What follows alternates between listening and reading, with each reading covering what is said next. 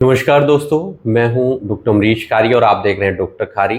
Junipers communist दवाई के बारे में आज हम बात करेंगे। किन बीमारियों और किन लक्षणों में दवाई दी जाती है, कैसे इसको लेना चाहिए, जानने के लिए वीडियो आप पूरा देखिए, अंत तक देखें और चैनल को सब्सक्राइब कर लें। ये दवाई किडनी, यूरिनरी ट्रैक्ट, प्रोस्टेट या फ्लूइड बैलेंस के लिए पेशेंट में दी जाती है।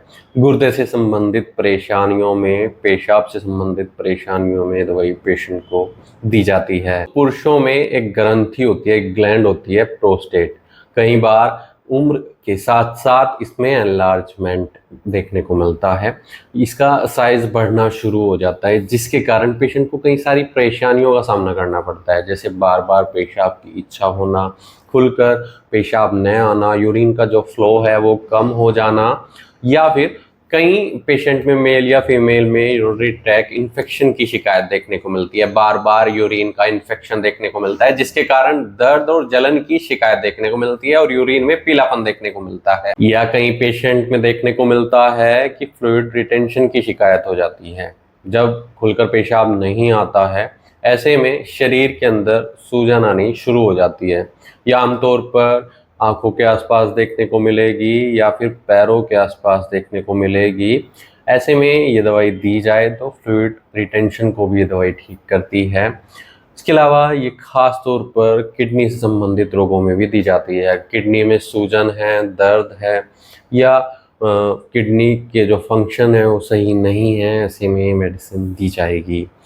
अगर मैं बात करूं तो ये यूरिनरी ट्रैक्ट यूटीआई के लिए खास तौर पर दी जाएगी। जलन दर्द में इफेक्टिव रहेगी, प्रोस्टेट एनलार्जमेंट को ठीक करेगी पुरुषों में, ये दवाई रिटेंशन को ठीक करेगी, और ये दवाई किडनी के फंक्शन को भी मजबूत करने का काम करती है। इसके अलावा ये दवाई रेस्पिरेटरी डिसऑर्डर में भी दी जाती है, जिनके अंदर फ्लूइड रिटेंशन की शिकायत होती है या फिर मेटाबॉलिक डिसऑर्डर होता है, जिसके कारण पेशेंट को सांस लेने में तकलीफ हो सकती है, कफ की शिकायत हो सकती है, खांसी की शिकायत हो सकती है। तो एक खांसी में भी इफेक्टिव रहती है। जो एल्डरली पीपल होते हैं, जो बुजुर्ग होते हैं, उनमें गैस, एसिडिटी, ब्लोटिंग की शिकायत देखने को मिलती है, डाइजेशन सही नहीं रहता है, पुअर एपेटाइट की शिकायत होती है, भूख कम लगती है। ऐसे में भी ये मेडिसिन बहुत अच्छे रिजल्ट्स देगी।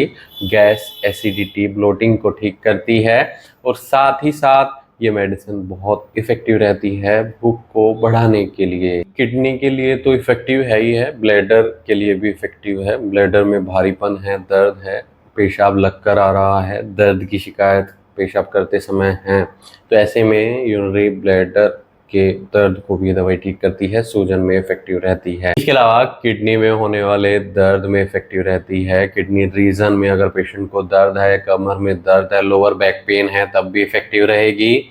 और कुछ पेशेंट में ये जॉइंट्स पेन में भी इफेक्टिव रहती है। मेटाबॉलिक डिसऑर्डर होने के कारण या फ्लूइड रिटेंशन के कारण जॉइंट्स में पेन हो जाता है, तो उसमें भी इफेक्टिव रहती है। तो दोस्तों, अगर आपको ऐसी कोई तकलीफ है और आप इस दवाई का सहारा लेना चाहते हैं, तो एक बार अपने होम्योपैथी डॉक्टर से सलाह जरूर ले लें।